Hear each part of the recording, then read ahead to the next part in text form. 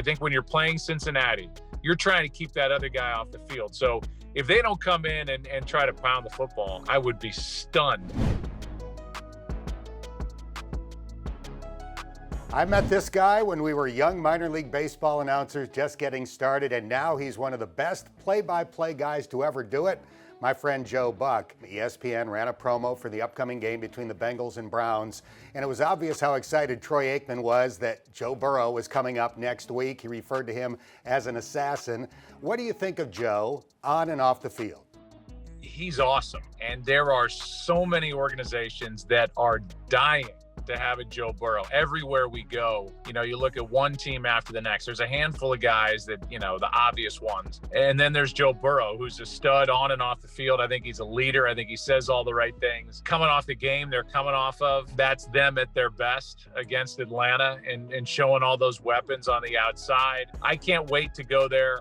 We've only had him a couple of times, and, we've got him also against Buffalo at home. So this will be one of two, and I can't wait to watch it. Joe, you've mentioned that Cincinnati-Buffalo game a couple of times. That's the final Monday night game of the year. Did you think this could be the game of the year on Monday Night Football? That was the one. It's like we're going to build all season long, both on the field and in the booth, to see what should be a hell of a game on that last Monday night. So yes, that was the one that I circled. So the Browns have dropped 4 in a row. They're still 4 games away from Deshaun Watson coming back from his suspension.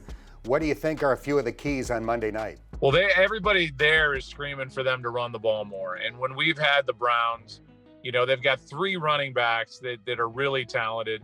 They are banged up a little bit on their offensive line. They've got a good offensive line when everybody's there. They do have Jacoby Brissett. I don't know that he's the quarterback at this point in his career that you hang your hat on and go, he's going to just take you up and down the field and win games. They need to kind of go back to old school football. I expect them to come in running the ball, trying to keep Joe Burrow off the field. I think when you're playing Cincinnati, you're trying to keep that other guy off the field. So if they don't come in and try to pound the football, I would be stunned just because of how good Cincinnati is offensively. Joe, I appreciate your time. Keep up the great work, and thanks so much for joining us. Yeah, you keep up the great work. I'll see you Monday.